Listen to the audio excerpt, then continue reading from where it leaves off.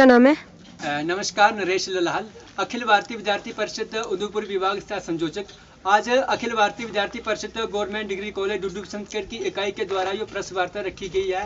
मुद्दा ये है कि मैं सबसे पहले तो गवर्नर महोदय का और केंद्र सरकार का बहुत बहुत धन्यवाद करना चाहता हूँ कि जो हमें यहाँ पर कॉलेज दिया। परंतु आज मुझे बड़े ही अफसोस एवं दुख के साथ कहना पड़ रहा है कि एक बैच जहाँ से अपनी ग्रेजुएशन कंप्लीट करके निकल गया है और मार्च अप्रैल में दूसरा बैच भी यहाँ से अपनी ग्रेजुएशन कंप्लीट करके निकल जाएगा।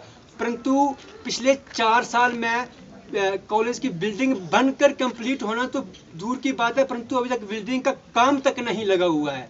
और मैं आपके ध्यान में ला देना चाहूँगा कि जम्मू यूनिवर्सिटीज़ के अंदर जितने भी कैंपस आते हैं, चाहे वो रामनगर का कैंपस हो, डुडू बसंतगढ़ का कैंपस हो, चाहे उदयपुर का कैंपस हो, वहाँ पर फीस जो एडमिशन फीस होती है विद्यार्थियों की बराबर होती है, परंतु उसके बदले उदयपुर और रामनगर के विद्यार्थियों को फैसिलिटीज़ मिलती हैं। आखिर इन विद्यार्थियों को फैसिलिटीज़ क्यों नहीं दी जाती हैं?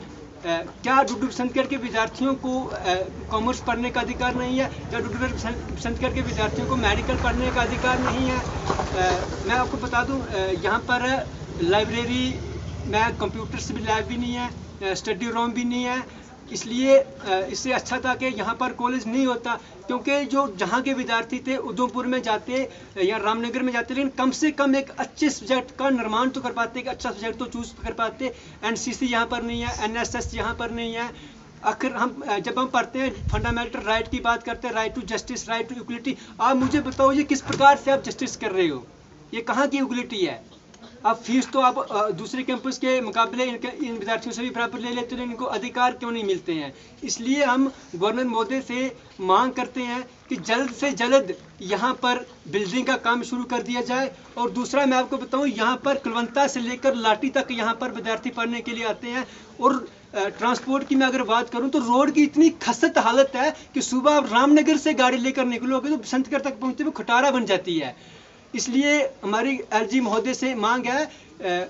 और गाड़ी में इतना ज़्यादा रश होता है कि गाड़ी का छत्ता तक फुल होता है और विद्यार्थियों को सीट भी बैठने के लिए नहीं मिलती है। इसलिए मेरी एलजी प्रशासन से मांग है कि कॉलेज के लिए स्पेशल 2 गाड़ियां बॉयज़ के लिए और 2 गर्ल्स के लिए स्पेशल गाड़ी होना चाहिए।